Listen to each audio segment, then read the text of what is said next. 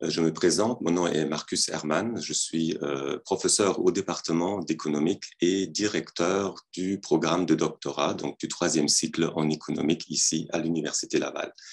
Il me fait grand plaisir aujourd'hui de vous guider en quelque sorte de façon virtuelle à travers notre département et en fait de vous présenter donc nos programmes et bien sûr on pourra je pense recueillir vos questions à la fin et il me fera plaisir d'y répondre à la fin. Alors, je voudrais prendre d'abord quelques instants pour expliquer ce que c'est la science économique. Peut-être des personnes qui viennent d'autres disciplines qui ont un intérêt pour l'économique n'ont peut-être pas en tête nécessairement ce que c'est exactement la science économique, alors qu'il y en a peut-être d'autres qui sont déjà des économistes de formation et qui veulent poursuivre avec nous à l'Université Laval. Eh bien, la science économique, c'est une démarche scientifique qui vise surtout à comprendre les choix individuels et collectifs. Ce n'est pas de ça que vous entendez parler la majorité du temps lorsque vous écoutez les nouvelles.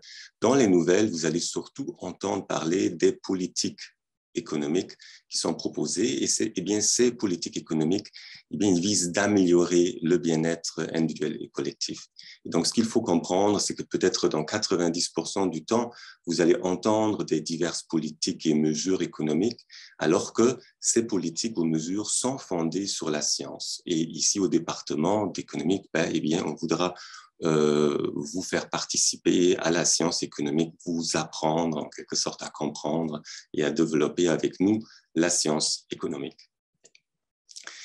La science économique, elle se situe en fait, elle se situe parfaitement là entre les problèmes. Elle s'intéresse aux problématiques sociales, je voudrais dire, et elle est aussi caractérisée par une très grande rigueur mathématique.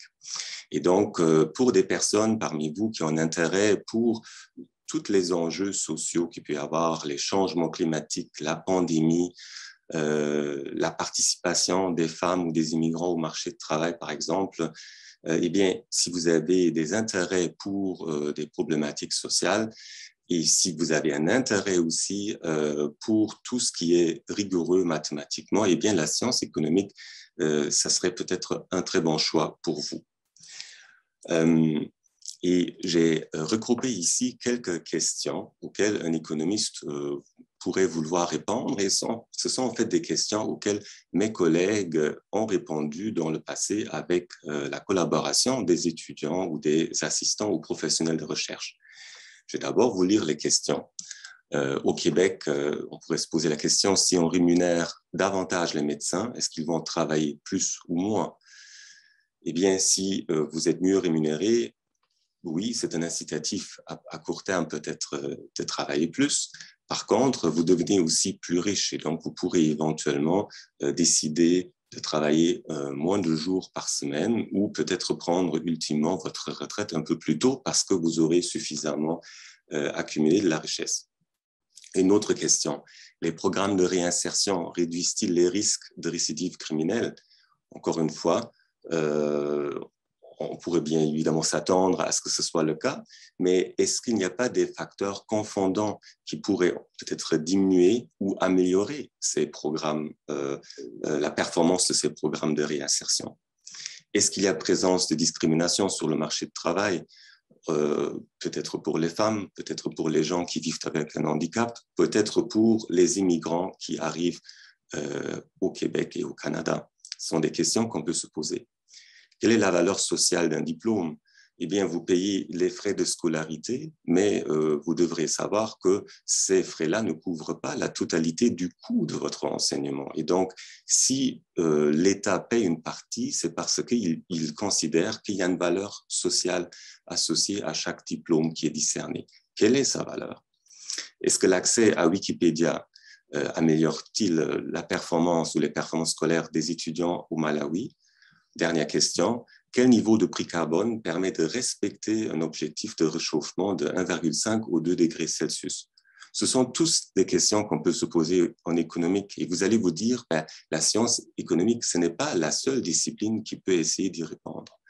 La science économique se démarque justement donc par sa démarche scientifique. Et par exemple, si je veux regarder si l'accès à Wikipédia améliore les performances ou non des étudiants au Malawi, je pourrais par exemple me baser sur des méthodes que j'appelle expérimentales. L'idée serait donc de faire un exercice sur le terrain et donc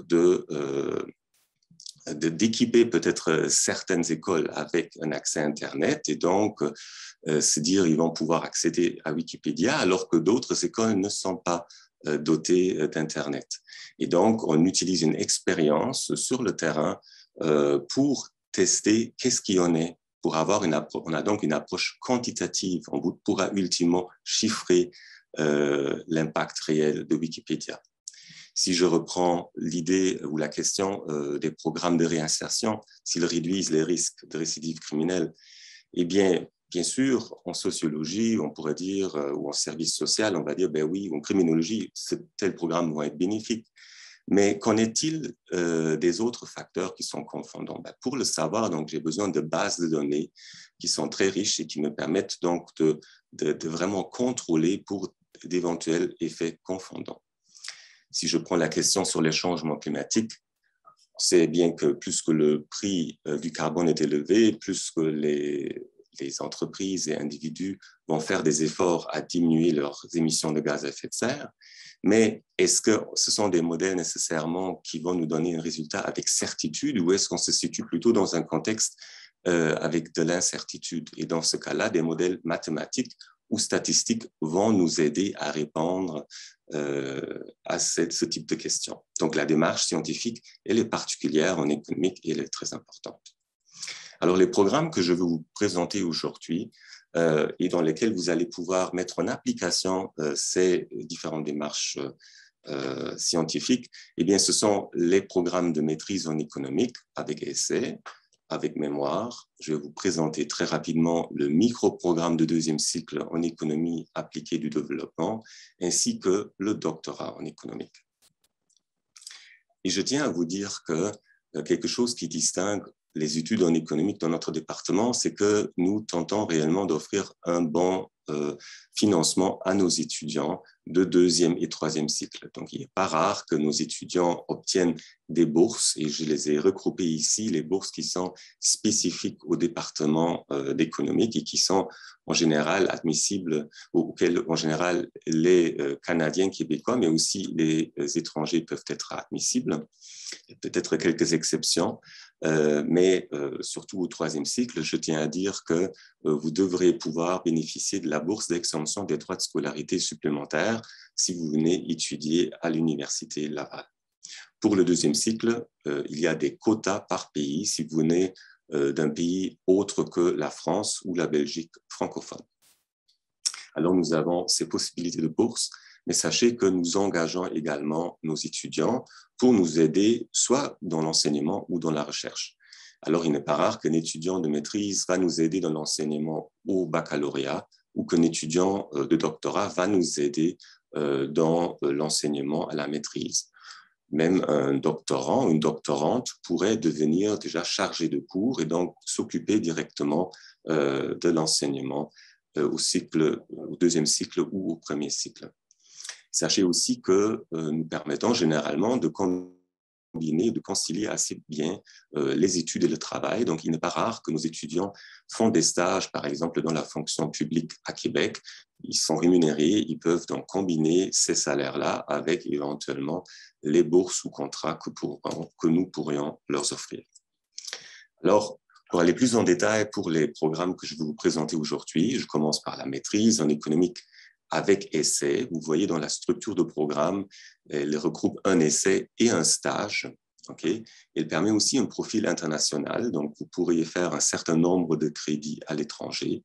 Et les conditions d'admission, eh bien, c'est d'avoir un baccalauréat en économique ou des diplômes que nous jugeons équivalents ou connexes, comme les mathématiques, les statistiques, du génie ou d'autres disciplines. Sachez que si vous venez d'une discipline et si vous n'avez eu aucune formation au baccalauréat de la part, c'est ça, au baccalauréat en économique, eh bien, nous pouvons toujours vous proposer, et c'est vrai pour tous les programmes que je vous présente, une scolarité probatoire qui vous permet de rattraper dans une session ce qu'il faut pour réussir le programme.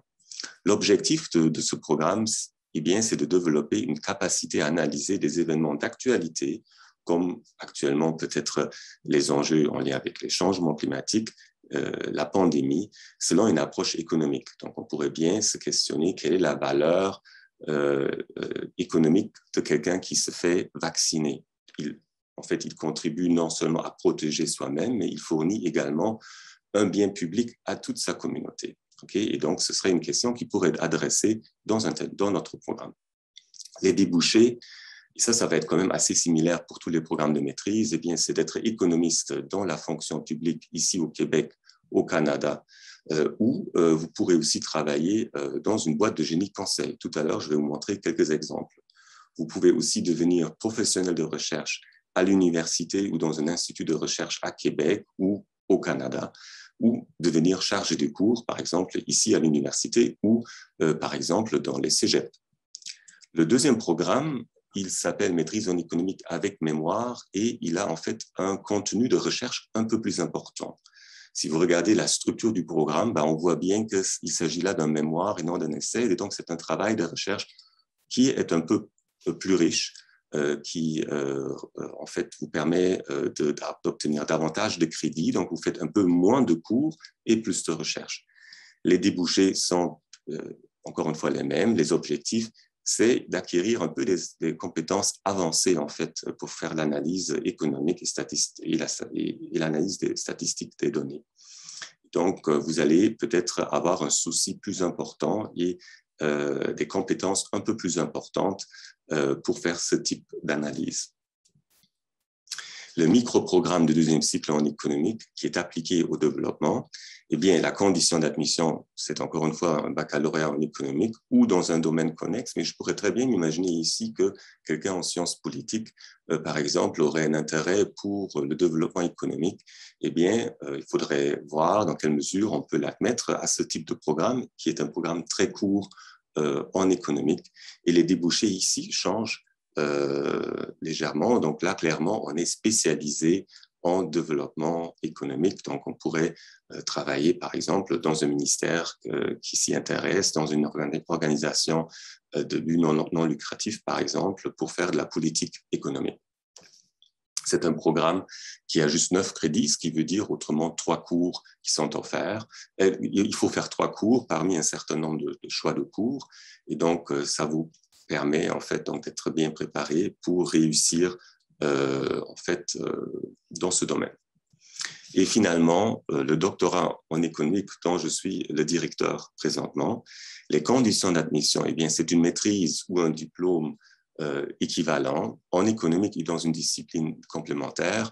Donc, par exemple, si vous êtes à l'étranger, un Master 2 est équivalent à une maîtrise chez nous ou un DEA, un diplôme d'études approfondies est également considéré équivalent et donc vous pouvez être admis avec une maîtrise ou un tel diplôme à notre programme de doctorat. Ce que nous nous offrons aussi, ça s'intéresse surtout à nos étudiants de maîtrise et donc c'est aussi un atout si vous avez un intérêt pour faire une maîtrise avec nous, c'est que nous offrons la possibilité d'un passage intégré ou accéléré au doctorat. J'en parlerai un peu plus à la prochaine diapositive. Bien sûr, vous le savez, pour un doctorat en économique, eh bien, l'objectif, c'est d'atteindre l'autonomie en recherche. Donc, c'est vous qui allez être le responsable, le capitaine de la recherche que vous allez vouloir faire par la suite pour vous dans une boîte de génie conseil ou dans un milieu académique comme moi actuellement en tant que professeur à l'université. Un doctorat en économique est nécessaire justement si vous voulez percer au niveau des institutions internationales. Il est souvent considéré nécessaire parce qu'il y a beaucoup de compétition et donc ça prend des compétences importantes en fait en recherche, en synthèse pour justement pouvoir comprendre tout ce qui se fait au niveau de la recherche à travers le monde. Ce sont aussi des grandes entreprises qui vont parfois recruter des docteurs en économique. Ici, la structure de programme s'échelonne sur 4 à 5 ans et elle comprend 1 à 2 années de cours au début, auquel on fait également un tout petit peu de recherche, mais seulement à partir de la deuxième année qu'on commence réellement à faire de la recherche et on débute donc son projet de recherche. Je tiendrai à vous dire que ça nous distingue donc réellement de ce qui se fait ailleurs, à l'étranger. On a donc un programme de doctorat en économique qui est d'un type nord-américain où on est très fier d'offrir cette formation en cours, dans les cours au début, justement pour bien vous aiguiller pour la suite, pour faire la recherche avec nous.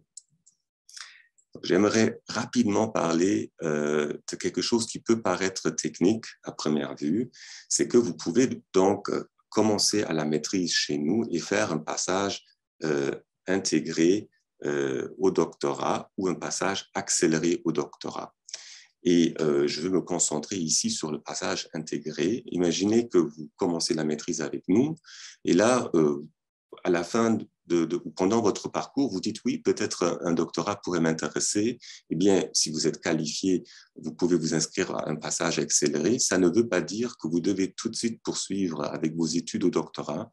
Non, vous avez jusqu'à 5 ans pour revenir nous voir après avoir fait vos premières expériences sur le marché de travail et donc faire un doctorat avec nous par la suite. Et donc, ce que ça fait, ça permet de créditer un certain nombre de cours que vous avez fait à la maîtrise chez nous, au sein de notre programme de doctorat. Et donc, ça permet d'accélérer votre cheminement. Et on peut bien s'imaginer que ça permet de réduire d'une année le temps d'études pour faire le doctorat par la suite. Il y a également un passage intégré qui existe du baccalauréat à la maîtrise. Et ça, c'est accessible pour les étudiants qui sont actuellement au baccalauréat chez nous et qui souhaitent faire une maîtrise avec nous. Alors, je vais te parler rapidement des différents regroupements de recherche qu'on a ici au département d'économique. Et pourquoi? Eh bien, parce que c'est en lien avec votre essai ou mémoire que vous allez faire à la maîtrise dans 2 des programmes que j'ai présentés ou dans votre thèse que vous allez faire, en fait, lorsque vous faites le doctorat avec nous. Donc, nous avons 2 centres de recherche universitaires, le CREAT et le CREP. Le CREAT est, je vais abréger ici un petit peu, il s'intéresse particulièrement à l'économie de l'environnement, l'agroalimentaire, énergie, changement climatique. Et on a également le CREP qui s'intéresse donc à tous les enjeux qui sont liés, par exemple, au risque. C'est plutôt un centre de recherche où on fait aussi de la micro et la macroéconomie. Ce qui caractérise les 2 centres de recherche, c'est qu'ils ont des liens en fait avec d'autres départements sur le campus à l'Université Laval. Donc, le CREAT, par exemple, il a des liens avec les départements d'économie agroalimentaire, mais aussi avec des chercheurs qui sont dans des départements ou dans des écoles, comme l'école d'aménagement du territoire ici. Donc, pour quelqu'un qui aurait un intérêt dans l'économie urbaine, eh bien, on pourrait trouver des personnes, des professeurs qui seraient en mesure de vous encadrer dans un autre département. Du même côté pour le GREP, pareillement pour le GREP, il est lié à la faculté d'administration et donc plus particulièrement en fait au département de finances et des marchés immobiliers. Et donc, si vous avez un intérêt pour la finance, le programme en économique peut être un bon choix pour vous parce que vous allez quand même possiblement être en contact avec des professeurs des autres départements. Nous avons également 2 chaires de recherche dont nous sommes très fiers. La première est détenue par le professeur Guy Lacroix et lui, il fait la recherche en évaluation économique des programmes publics. Donc, ce sont tous les programmes économiques, programmes publics, je veux dire, offerts par le gouvernement provincial ou fédéral et qui nécessitent une évaluation économique. Donc, quelles sont les retombées économiques? Est-ce qu'on peut faire une analyse coût-bénéfice de ce type de programme, par exemple? Et donc, ce sont des questions de recherche qui l'intéressent donc vraiment de voir est-ce que les programmes publics qui sont offerts fonctionnent bien. Notre chaire de recherche est détenue par ma collègue, la professeure Marie-Pierre Isabelle. C'est une chaire de recherche Sentinelle Nord en économie et santé du cerveau. Donc là, on essaie de voir tous les liens qui sont en lien avec non seulement la santé de façon générale, mais plutôt la santé du cerveau, donc ce qui a un impact sur le comportement des gens, est-ce qu'ils sont peut-être limités ou pas, du côté cognitif ou pas, et quels sont les impacts économiques de ça pour ces personnes. Nous avons également d'autres regroupements, comme le DEPI, qui est dirigé par le professeur Charles Bellemare, et un regroupement PEP, le partenariat en politique économique, qui lui s'intéresse particulièrement donc, au développement économique. Je souhaite revenir pour dire un mot sur le TIPI. Eh bien, donc, on y fait la recherche pour les personnes qui auraient un handicap, et on voudrait savoir comment ces personnes-là arrivent à s'insérer dans le marché du travail. Donc, c'est un sujet important en vue, en fait, de comprendre est-ce qu'il y a la discrimination ou non pour ces personnes avec handicap sur le marché du travail. D'où viennent nos étudiants? Eh bien, le domaine d'études, la majorité, eh bien, ce sont des gens qui viennent d'économique, mais on a aussi des gens qui viennent parfois de mathématiques, d'administration, des statistiques. Donc, ça dépend. Donc, c'est du cas par cas qu'on pourra personnaliser votre cheminement et donc vous permettre de faire la transition vers l'économique. L'origine géographique, eh bien, on est un département très international, des gens bien sûr de Québec, mais aussi du Canada et bien sûr un peu à travers le monde, surtout d'Afrique de l'Ouest et de la France, étant donné que nos programmes sont complètement offerts en français. Sachez qu'on a une association étudiante vivante au 2e et 3e cycle, l'AEXUL, et donc qui d'ailleurs collabore avec le département à organiser des journées de rencontres, à inviter des personnes, et donc on en est très fiers de cette association. Donc ici, j'aimerais vous parler très rapidement, vous montrer quelques personnes qui ont diplômé dans les dernières années chez nous à la maîtrise. Vous voyez ici à l'écran, en fait, William Harbour, qui a fait une maîtrise avec nous et qui fait maintenant un doctorat en économique à l'Université de Toronto. On a Julien Boudreau, qui était mon étudiant à la maîtrise, qui a fait un mémoire, en fait, sur la transition énergétique, qui travaille maintenant en tant qu'économiste dans Analysis Group, qui est en fait une boîte de génie conseil à Montréal. Et vous voyez Marie-Noëlle Robitaille, qui a fait la maîtrise ici et qui est maintenant économètre dans l'entreprise, la boîte de génie conseil Stadlog à Québec. Et je vous invite vraiment à consulter notre site web où vous allez trouver plein d'autres exemples particuliers pour des personnes qui ont fait des études avec nous à la maîtrise, et vous trouvez surtout aussi des statistiques sur notre placement. Et je peux déjà vous dire qu'il n'y a personne qui chôme après avoir obtenu un diplôme chez nous.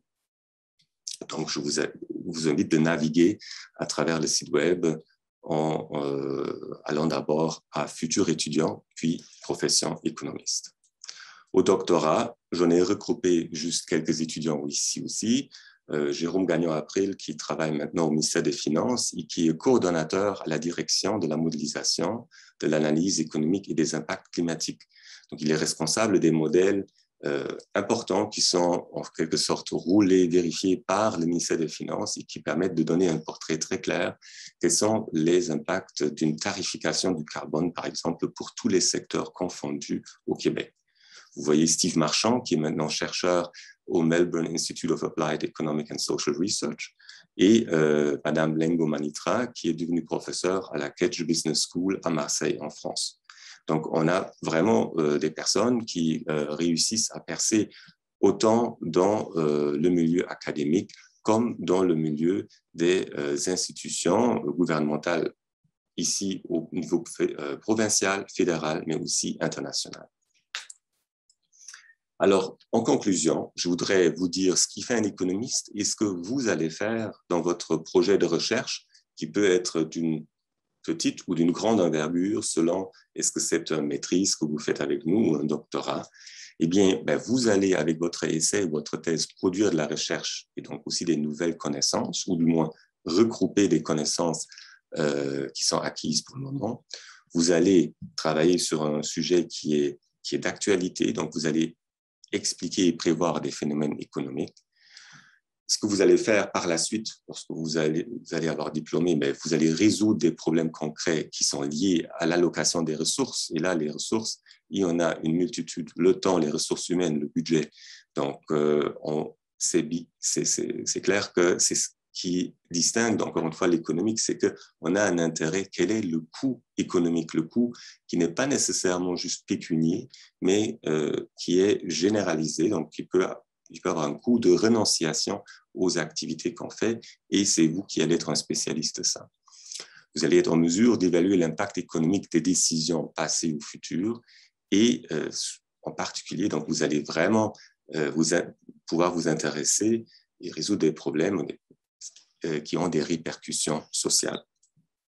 Aussi, en conclusion, je voudrais vous dire ce qui distingue nos programmes, l'ensemble de nos programmes donc, à la maîtrise au doctorat.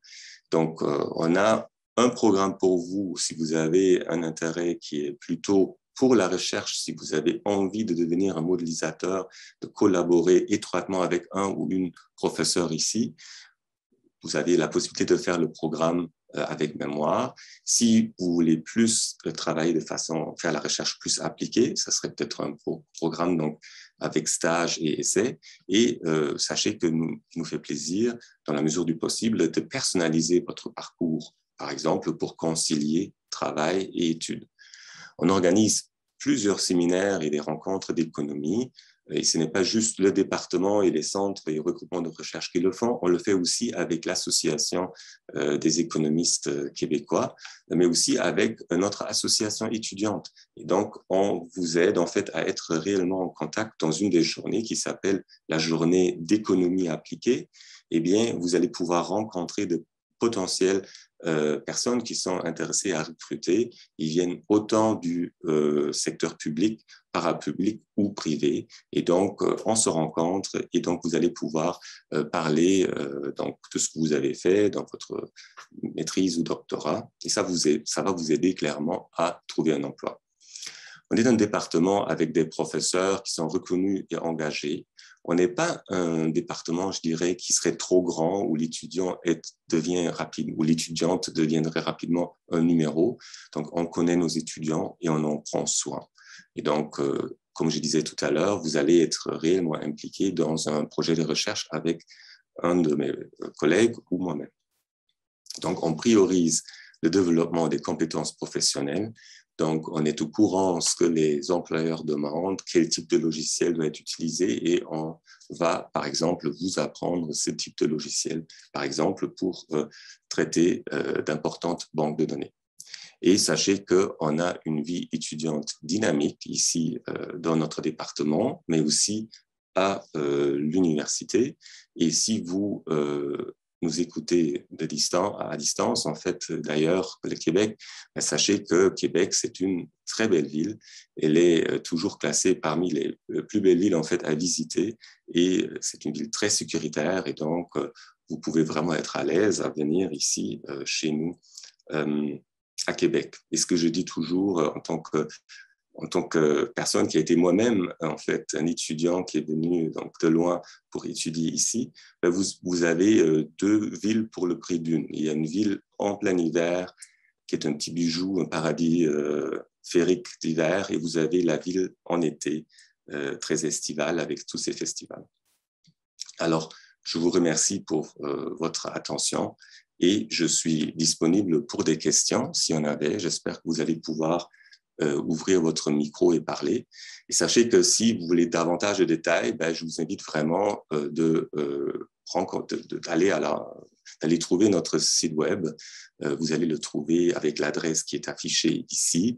Et c'est certain, il faut naviguer un petit peu. Et je pense que l'anglais qui serait particulièrement intéressant pour vous, ce serait l'anglais futur étudiant, où on retrouve une partie de l'information que je vous ai présentée aujourd'hui, mais aussi davantage de détails.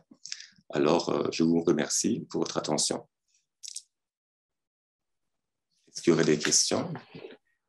Oui, moi j'avais une question, monsieur. Oui, je vous écoute. Donc, je regardais les différents programmes, notamment la maîtrise en économie, et j'ai vu que dans les conditions d'admission, il faut un test en anglais. Je voulais savoir, ce test, est-ce qu'il est possible de le passer pendant les années où on est à l'université, où on étudie, ou alors on doit le passer avant, et le passer avant du coup? C'est une très bonne question. Je pense que on peut la faire. Je crois savoir qu'on pourrait peut-être même faire le test ici en arrivant. Ok. Ce qu'il faut savoir, c'est que même si nos cours sont en français, beaucoup des manuels sont en anglais. Donc, on veut s'assurer que les personnes en fait, maîtrisent donc suffisamment l'anglais, mais c'est surtout un anglais disons, une connaissance de lecture dont on a besoin. Alors, je ne pourrais pas vous répondre. Je ne sais pas si mon conseiller qui est présent également pourrait répondre davantage. Vincent Mathieu, est-ce que tu saurais répondre?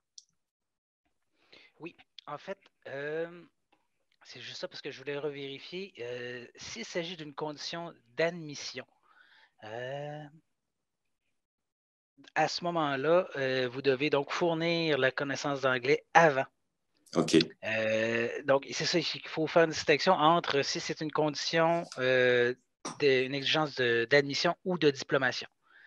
Vous avez raison, Vincent Mathieu. Ouais. Mais d'après ce que je peux ouais. voir, ça semble être une condition de diplomation pour la maîtrise. Ce qui veut dire qu'à ce moment-là, vous n'avez pas besoin de faire la preuve de votre connaissance de l'anglais pour l'admission. Par contre, vous allez devoir le faire avant la fin de votre parcours et on vous suggère fortement de faire le test le plus tôt possible dans votre parcours parce que, dépendamment du résultat que vous allez avoir, ça se peut que vous ayez des cours d'anglais à faire, donc de 1 à 4 cours d'anglais pour atteindre l'exigence et ça peut venir un peu chambouler votre cheminement. Très bien, merci. Donc, je pense que c'est clair. J'imagine que ça répond à votre question. Est-ce qu'il y a d'autres questions? Bonjour, professeur. Oui, bonjour. Okay. Vous avez un intérêt pour quel programme? Oui, j'ai l'intérêt pour le programme de maîtrise en économie avec essai, donc sans mémoire. Très bien. OK. En fait, ma question consiste juste de savoir la durée de la formation. C'est vrai, j'ai peut-être été un peu vite tout à l'heure, alors je pense que le programme de maîtrise avec essai peut se faire sur, je crois, à la limite sur 4 sessions, ça serait comme le temps minimum, mais je pense qu'il est pas rare que les gens prennent donc 6 sessions pour faire le programme. Mathieu, tu voudrais ajouter un peu? Oui, ben en fait, la façon dont le programme a été conçu et structuré, un étudiant qui s'inscrirait à 5 cours par session, donc l'équivalent de 15 crédits, pourrait compléter le programme en 2 ans. Donc, évidemment, quand on parle de 2 ans, chaque année a 3 sessions et là-dedans, on ne considère pas la session d'été. Évidemment, vous pourriez quand même réussir à avancer un peu plus vite en vous inscrivant à des cours l'été. Donc, en moyenne, il faut s'attendre à faire environ 2 ans et je vous dirais que le maximum permis, c'est 4 années. Donc, juste pour vous donner un barème. Très bien. Donc, effectivement, donc ça se fait généralement sur 2 années académiques. Donc, ça prend toujours une année et en fonction de ça, on ajoute 1 ou 2 sessions là pour compléter la scolarité. Et généralement, on bénéficie de l'été pour faire le stage, par exemple, qui est requis dans ce programme. OK? Et je me suis renseigné, c'est qu'en théorie, le stage pourrait être fait à l'étranger. Donc, il faudrait voir ça avec la direction du programme de 2e cycle. Donc, ça dépend en fait où vous vous situez. Et donc, ça s'est fait dans le passé. Donc, nous, on vérifie la qualité du programme, du stage, je veux dire. Et donc, il y a un rapport de stage à remettre.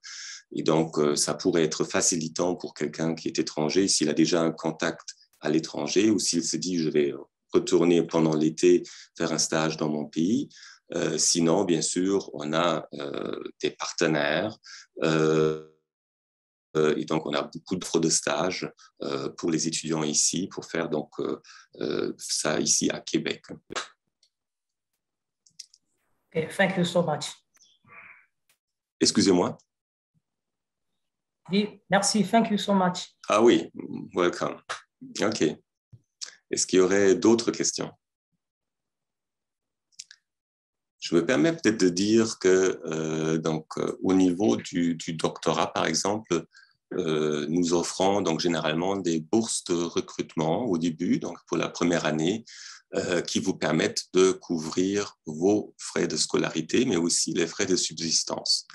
Et au niveau de la maîtrise, eh bien, nous avons plusieurs bourses d'excellence que vous avez pu voir tout à l'heure à l'écran. Et donc, il y en a certaines qui sont très subséquentes et qui vous permettent aussi de couvrir une certaine partie. Bien sûr, là, on n'a pas un grand nombre de bourses pour tout le monde pour se dire, OK, ça va me coûter rien de venir étudier ici. Mais ces bourses quand même existent. Et donc, si vous êtes excellent, informez-vous sur notre site web comment candidater pour ce type de bourse pour qu'on puisse vous retrouver et éventuellement vous attribuer une bourse d'études pour venir ici à l'Université Laval. OK. C'est toujours par rapport au programme de la maîtrise en économie. Oui. Et est-ce que l'âge aussi fait partie des critères très importants pour que vous soyez un candidat ou bien vous soyez retenu pour le programme? Critères. Je pense que le site web mentionne à peu près la moyenne qu'on demande pour accéder dans notre programme. Vincent Mathieu, est-ce que tu saurais me dire la moyenne qu'on demande? 3. La moyenne demandée est de 3 sur 4. L'équivalent de 3 sur 4,33 moyenne universitaire Laval. C'est ça. Donc, vous, évidemment, dépendamment de où vous venez, là, c'est sûr que ça peut varier. Là. Donc, ça peut être exemple, je dis ça comme ça parce que je ne sais pas d'où vous venez, mais 14 sur 20, par exemple. Mm-hmm. Mais ça pourrait aussi être, je vais me permettre de le dire, ça pourrait aussi être un peu plus bas. Donc, ça dépend. On a vraiment tout un barème. Et donc, on a d'ailleurs aussi, on a des connaissances, on sait d'où tous les anciens étudiants sont venus. Donc, on sait qu'est-ce qui vaut le fameux 12 ou 13 dans d'autres universités en Afrique ou en France. Donc, on ne fait pas nécessairement juste une conversion numérique du 3 sur 4,33 pour trouver le bon chiffre qu'on s'est noté sur 20. Donc, on sait très bien que comment vous êtes noté à l'étranger. Et je pense que vous êtes aussi, lorsque vous demandez l'admission, vous êtes toujours aussi invité d'expliquer brièvement le système de notation si c'était quelque chose de particulier. OK.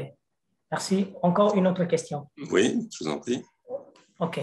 Est-ce que pour une personne qui a fini avec ses études il y a cela 4 à 5 ans, est-ce que c'est possible pour la personne là de postuler pour le programme de maîtrise en économie? Oui, c'est une très bonne question. Le retour aux études, c'est un enjeu quand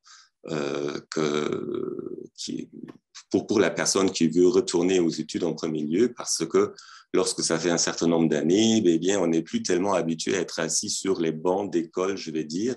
Et donc, on va les trouver un peu plus durs, ces bancs d'école-là. Okay? Donc, ça, c'est la première chose que je souhaiterais dire. Mais c'est tout à fait faisable. Donc, on a des cas dans le passé que les gens soumettent leur candidature et donc vous soumettez aussi votre CV, okay, votre résumé en anglais, et donc vous allez le soumettre votre CV qui peut, par exemple, indiquer ce que vous avez fait dans ces 4-5 ans-là, et ça peut même être quelque chose qui va favoriser votre recrutement et votre admission ici, parce que peut-être vous avez déjà acquis de l'expérience et vous pouvez écrire dans une lettre de motivation pourquoi vous voulez faire davantage maintenant, pourquoi vous voulez faire un autre diplôme. Est-ce que c'est complémentaire à votre formation? Est-ce que c'est juste obtenir un diplôme en Amérique du Nord? Ce sont des choses que vous pouvez expliquer. Et donc, bien sûr, donc, c'est faisable. Ce que je dirais, c'est que si on attend trop longtemps, eh bien, ça devient vraiment dur de revenir, okay? Parce que les notions mathématiques, tout à l'heure, j'ai parlé de la démarche scientifique que nous utilisons, ça fait trop longtemps. Et donc là, la préparation du candidat doit être plus importante. Mais il n'y a rien qui interdit là, de venir. Et lorsqu'on fait la sélection, on ne regarde pas l'âge de la personne. Donc, si vous êtes qualifié, vous pouvez déposer votre demande d'admission. Ça m'a fait plaisir de faire cette présentation aujourd'hui pour vous. Donc, n'hésitez pas de nous contacter. Donc, allez sur le site web, vous allez trouver les personnes ressources à contacter en premier lieu, notamment notre conseiller Vincent Mathieu Vicina, que vous avez pu voir. Et sinon, bien sûr, vous allez donc aussi pouvoir contacter directement les directions de programme. Si vous contactez, par exemple, si vous voulez faire une maîtrise en économique chez nous, eh bien, je vous invite à contacter aussi le directeur de programme ou la gestionnaire des études de programme. Vous allez trouver les courriels sur le site web. Et je vous demanderai aussi, s'il vous plaît, mentionner que vous avez assisté à cette présentation ou que vous l'avez suivie après via l'enregistrement.